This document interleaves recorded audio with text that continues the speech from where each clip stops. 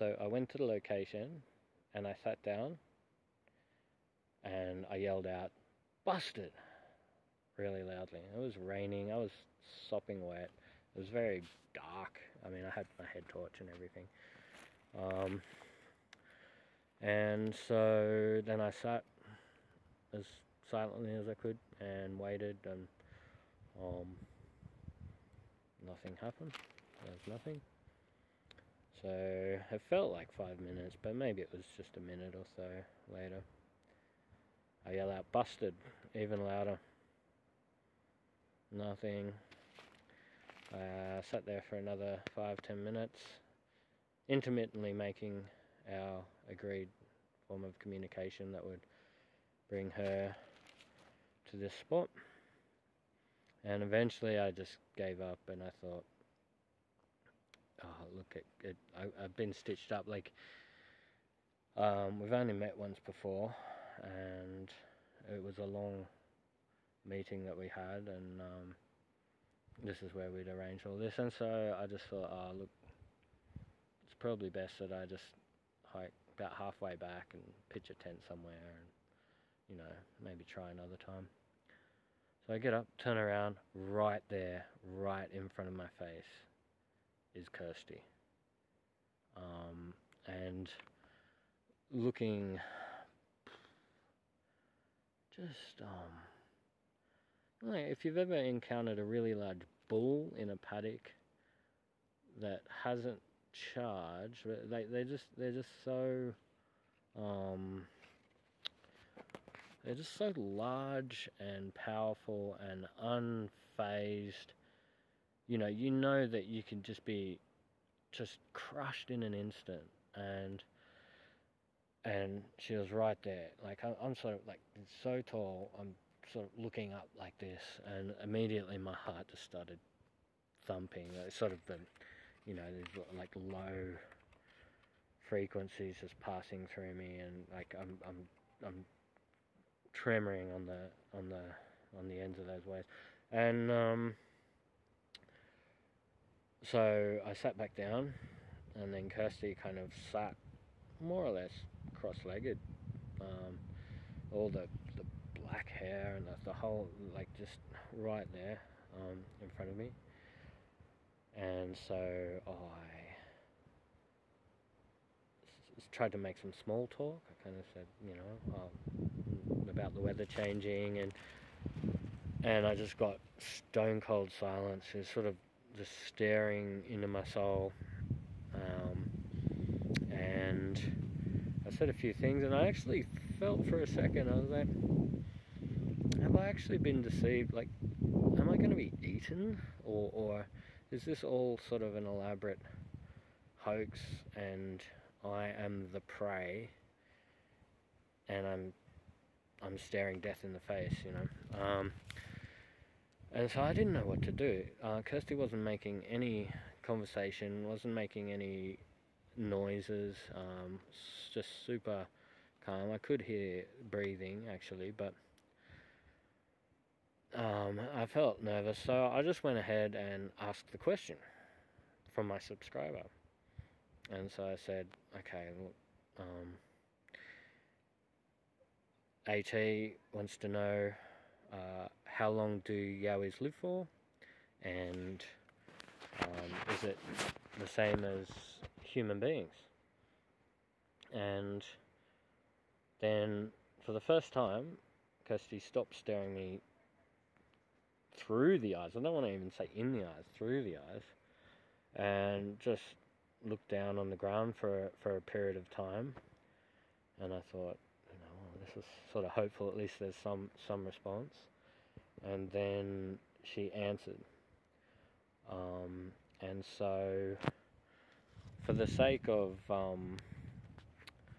knowing that it's Kirsty that was giving the answer, I'll try and do the voice that I heard transmitted psychically into my brain from Kirsty as the answer. I'll try and I've transcribed a little bit here, but I'll try and do her voice so that it's coming from her.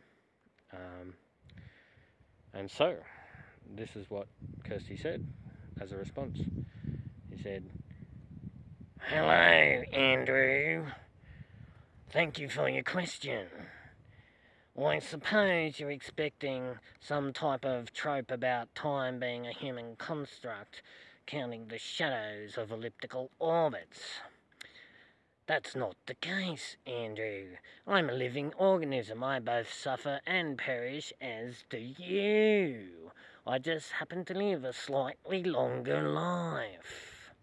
I'd guess, not that I'm counting, I think most Yowies live somewhere between 36 and 61,000 years old, which is quite a long time, and we get to see many, many things in this world. We are of this world, however there are facets of this world that most humans aren't privy to, and we can dwell within the facets of the geographical locations within that world.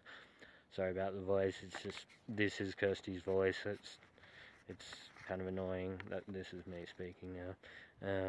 It seems like just yesterday I was sipping bull's blood tea in Göbekli Tepe, and you were just as ignorant and savage then as you are now. I guess she's talking about humans. At any given time, the soul that connects with my body has a human counterpart. Upon that human perishing, I sleep for very long periods. And that's why sometimes we smell bad, because we've been sleeping for a long time. I hope that answers your question, Andrew. Over and out from me, Kirsty the Yowie. So, that is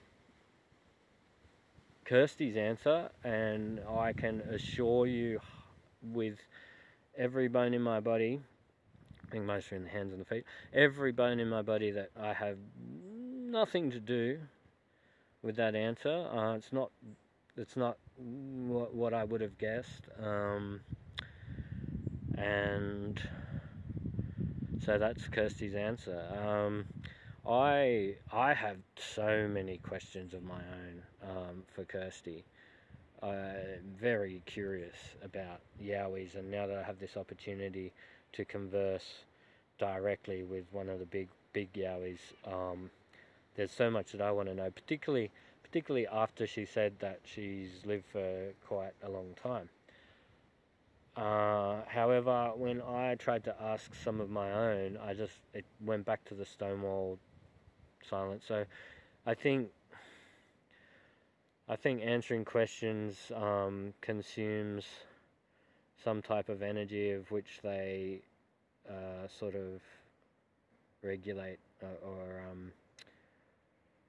like you just went back to just very calmly sitting and looking at me, and then eventually sometimes I'm a little bit slow to pick up on cues, social cues and things, and eventually she raised this massive hand, this sort of leathery, enormous hand, and just sort of did this, which I guess is Yowie for goodbye, I've had enough. So then I realized, oh, I'm just banging on here, like, and I got up and left. By then the rain had stopped, and I pitched a tent about halfway back to the car. I couldn't sleep. I just lay in my tent. I kind of haven't slept.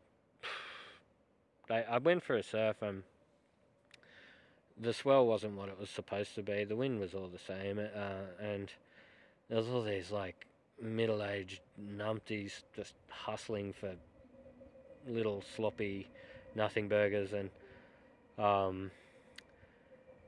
the water was really cold, which was probably good, but for the effort and the cost, the literal cost of fuel to get to the ocean and back, but that's the gamble you take when you're a bushie trying to surf.